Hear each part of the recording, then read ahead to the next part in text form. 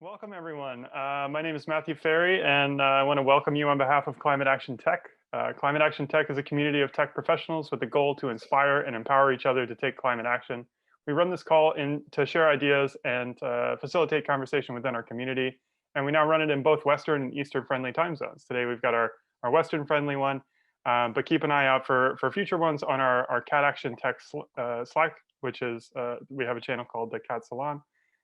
Where you can watch out for future events and also check us out on Meetup. So today's speakers are here to share their experience thinking about and writing about climate justice. So we have Alisha, YiXin, Pegan, who is cis, queer, multiracial, and a climate activist, a designer, a builder at the intersection of environmental justice and data and community and development. There's lots of ands here. We're very excited to have everybody on board because there's so many different intersections that we have to talk about to be able to cover this topic. So very excited to have you all.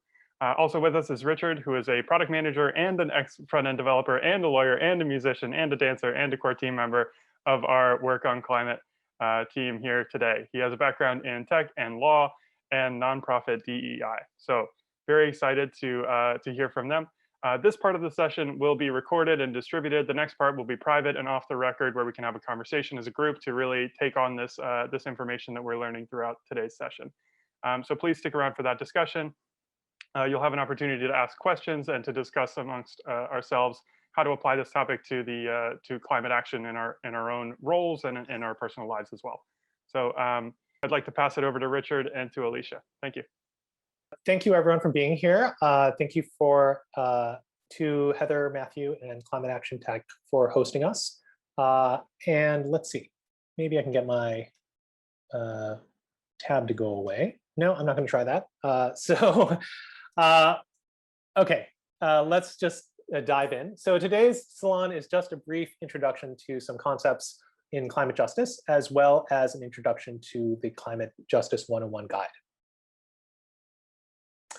So here's our overview. I'm going to talk a little bit about climate justice.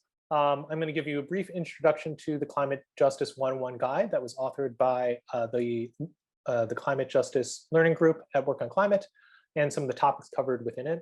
Then I'm going to turn it over to Alisha, who's going to talk about some of the power analysis that we put into the guide. And it's sort of a lens for you to look at justice principles in your life. And then she's going to also apply that to environmental racism as a topic. And after that, Q&A, and hopefully lots of time for discussion. I do want to note that Richard and I, we kind of joined this learning group to learn more about climate justice ourselves. So we don't claim ourselves as experts. We're mostly people who are looking for people who are experts and amplifying their research or their studies or their analyses and digesting it ourselves. Yes. So what is climate justice? And as Alisha rightly points out, we are not experts, but this is sort of the analysis that we came up with from reading lots and lots of others experts about climate justice. So first of all, climate justice is many things. It's not just one thing. There's not just one definition of it, but a lot of climate justice definitions or ideas of climate justice tend to boil down to two main ideas. The first idea is that climate change's disproportionate impacts are fundamentally unjust. And so I think we all know this, but climate change won't affect people equally. Some people will be affected much more than others. There's a fundamental injustice in that. And then also justice requires that when we design climate change solutions that we address those injustices. So what's unjust about climate change? Or maybe more specifically, what is unjust about climate change's impacts? Well, the first thing that's really unjust is the extent to which causation is not necessarily linked to impact, which is to say that those people who have done the most to cause climate change are not necessarily those who are the most affected by it. In fact, the people who are most affected by climate change will disproportionately be those who have contributed the least to climate change. For instance, the poorer nations, particularly small island nations, will be most affected by climate change, despite having contributed to it very little. People in poor people in countries across the world will be affected more. and indigenous people also will be affected more by climate change, just to name a few. And then the other thing that's unjust about climate change is the way that historically marginalized people will be affected by it. So those who have already been marginalized and are already the most vulnerable will be affected the most by climate change. And this includes, again, poorer people. It includes people of color. It includes people with disabilities. It includes indigenous people. It includes people of all types of marginalization. And people who will be affected by climate change, who are marginalized, won't just be affected by the effects of climate change directly, which I think we all know about, but include, flooding and earthquakes. I'm sorry, not earthquakes, but flooding and fires and drought and hurricanes and all of these sorts of things. But there's also an element where, as we design climate change solutions, as our economy and societies are remade by climate change and the response to climate change, people who are already marginalized will be made vulnerable by those changes as well. And so we need to take them into account in our solutions.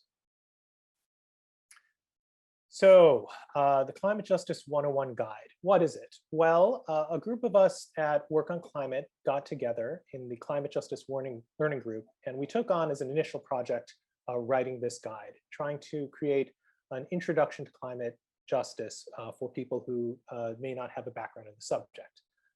So if you don't know, Work on Climate is a sister community to CAT, sort of focusing on moving people into action on climate with a lot of people from the tech community as core members and contributors.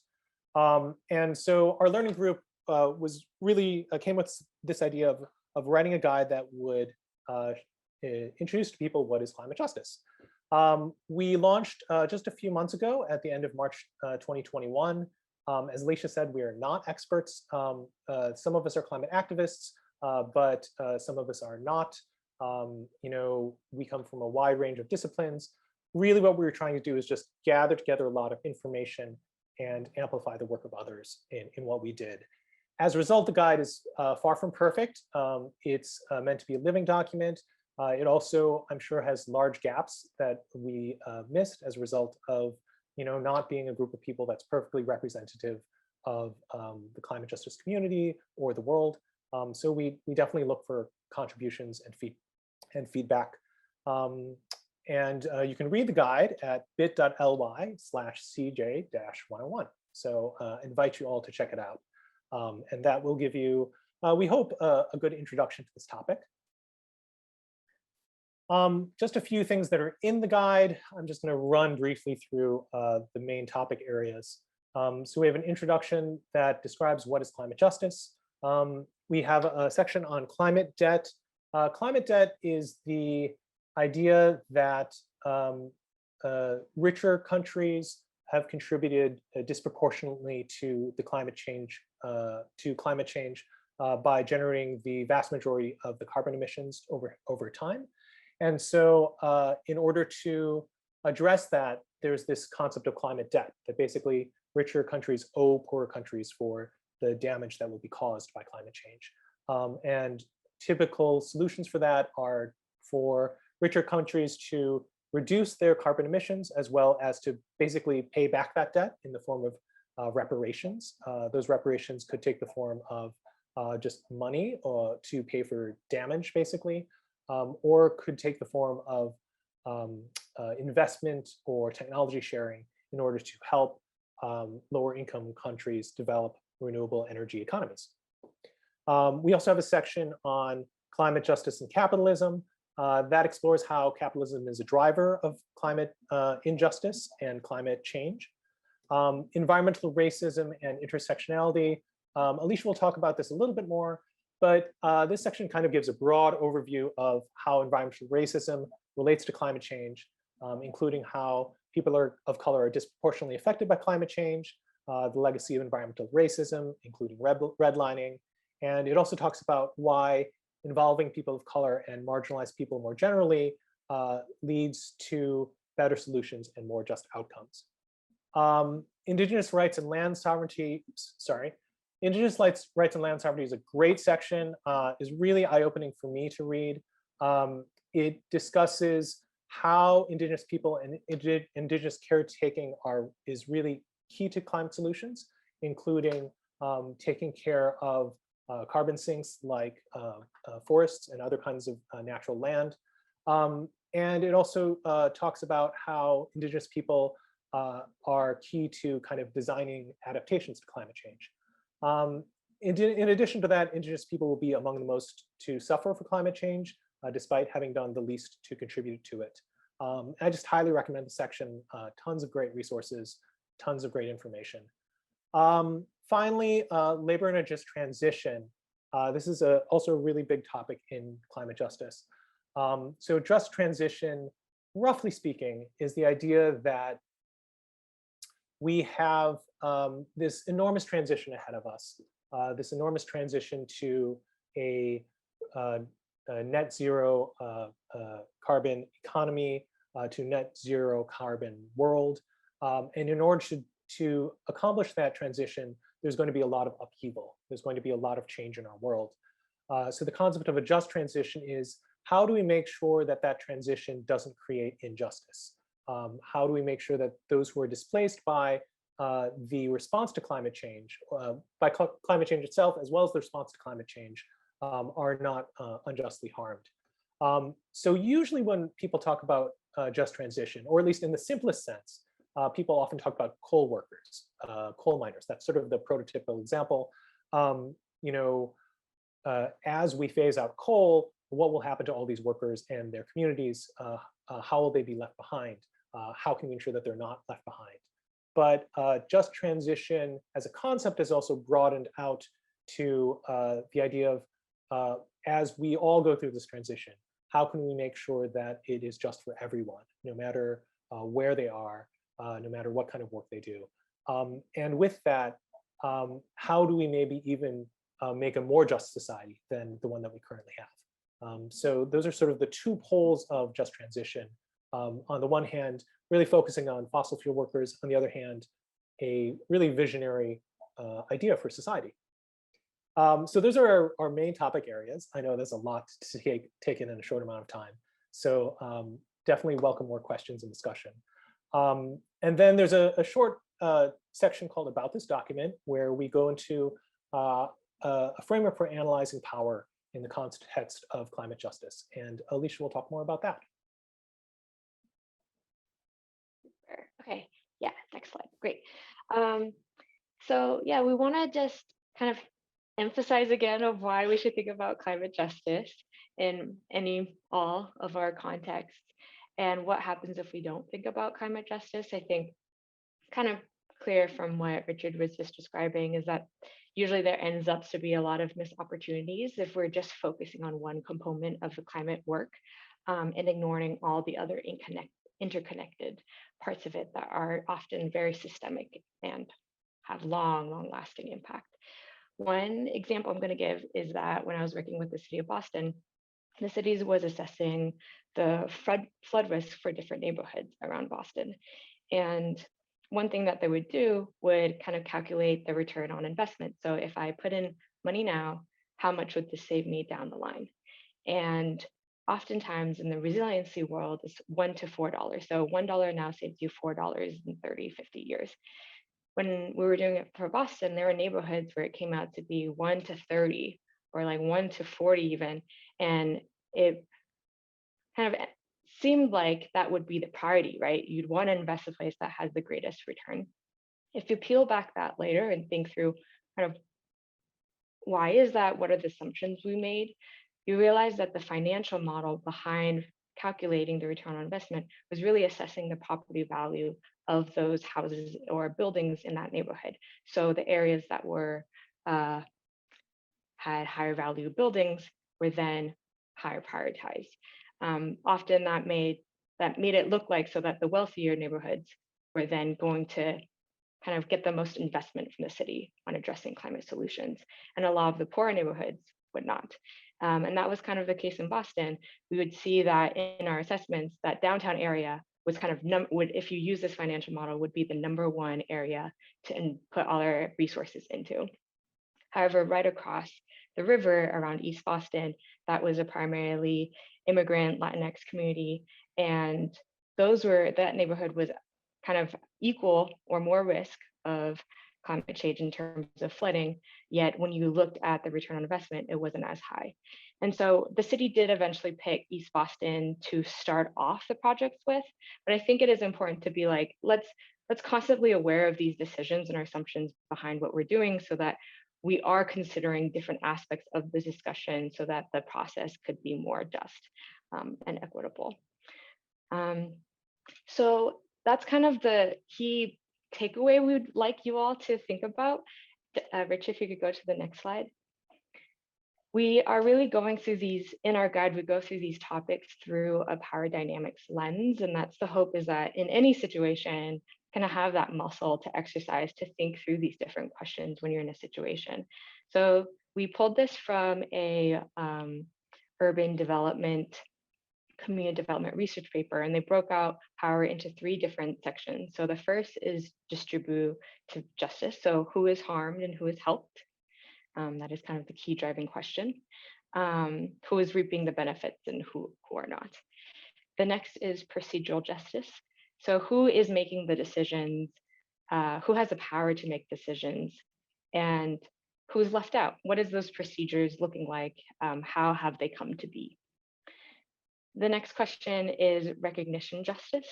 So who is seen or ignored in decision making, but beyond just whose needs is also, when we're assessing these and quantifying these, what are the things that we're ignoring or not recognizing? So like in the Boston case, if you're just looking at ROI, return on investment, you would have come to a different conclusion than what we reached by thinking about what sort of data are we inputting into our analyses and how does that come out. So I think recognition justice is really about, oftentimes I think people associate it with representation, but I think this question is representation and also the characteristics of those representations and how that feeds into our working models.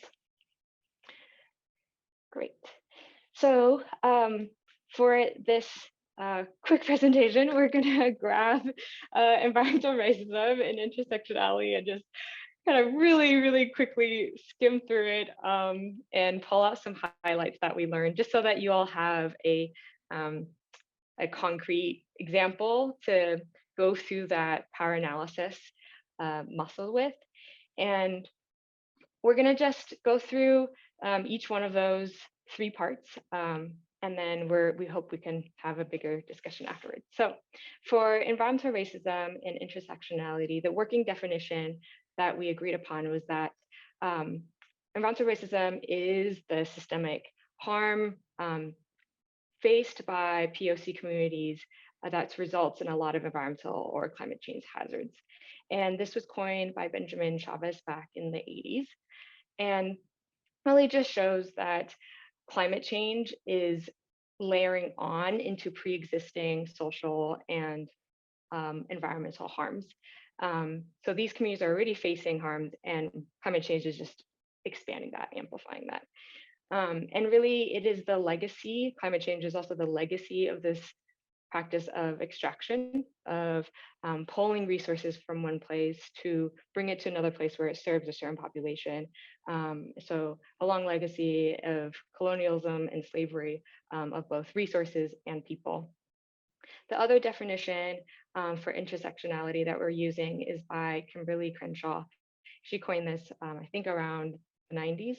And it's really saying that the people that go through life, their different identities creates different lived experiences. So a person who is white and a woman goes through life differently than someone who is white and, who's Asian and a woman, and someone who's mixed race and a woman. And all of these lived experiences it's hard to just silo and measure one of them and think to address just one segment. We have to recognize that people have whole identities, and those identities interact with the environment in different ways. And so our oppressions are interrelated in those different ways, and hence the solutions need to be intersectional as well. So in that vein, the hope is that if we're thinking about being more resilient, being more adaptable, then wouldn't it kind of make sense to reach out to people who have been adapting, who have been resilient, who also then will likely be most impacted by climate change. So people who are young or disabled, queer, POC, who live at those different intersections and experience the world in a stronger degree, and hence I think have more insight on how to navigate the world and think of solutions that help them and hence help other people who carry those similar identities. Next slide. So to pick one aspect of distribution justice for environmental racism and intersectionality, we can think of housing. So for housing, race oftentimes is the most significant predictor of livability of a community. And this often is the aftermath of redlining, where for decades, Black and Brown communities were cut off from areas that were perhaps more livable in terms of environmental livability. And that drove them to live in areas that maybe were closer to power plants or leach fields or landfills that made them face more environmental harm. And it's similarly that now when we think about who is being harmed by climate change, it's places that have a history of redlining. A lot of communities colors in different cities are disproportionately affected by high floods or waters or polluted air. And that is because of the history of them being driven out of certain areas. And so it becomes a public health emergency as well of thinking. It comes down to how the environment affects people's bodies and how healthy they can be. So that's one aspect of one small piece of environmental racism, and you can think through so many examples and discuss for days. The next lens we're going to look at is the procedural justice. So if you think about who is making the decisions and how is that, how did it come to be? I think it's pretty aware that most decision makers and representatives are white and cisgendered. And in specifically the environmental space, only about 12 to 16% of staff members in environmental organizations or agencies are people of color. And so what this means is, I think, when we are discussing about these vulnerabilities of, say, housing or health, if there aren't people, I think, who are living it, it's harder for those making decisions to consider it and assess it and build solutions around it. And so it's really to incorporate the voices that are impacted into the procedures so that they can be influencing the ways that can benefit more people. Next slide, please. So the last piece is recognition justice. And the key takeaway from our study was that a lot of times this data around race and intersectionalities of people's experiences aren't captured. Some places actually don't allow you to collect information around race. Like an example in India, a lot of times climate migrants aren't also counted or assessed. And so the country has a harder time assessing the movement of people and building infrastructure and figuring out services that can support those populations. And so it's kind of this thing is like, if we're not looking at it, it does exist, but that's not true. If we're not looking at it, then we don't know how to address it. And so a similar thing with race is that if we're not looking at how racism influences day-to-day lives, then it's harder for us to build countermeasures to actually address it. So yeah, this is a quick overview again. And we really hope that we can kind of encourage you all to think of that power analysis and we'll ask we'll ask for Q&A for now, and then we'll go through little group activities where we can go through those questions and encourage you to think about power dynamics. Amazing. Thank you so much, Alisha and Richard, for your time today. This has been a very, very helpful presentation and some really deep topics to dive into further. Excited for people to check out your document and get to a deeper level into it.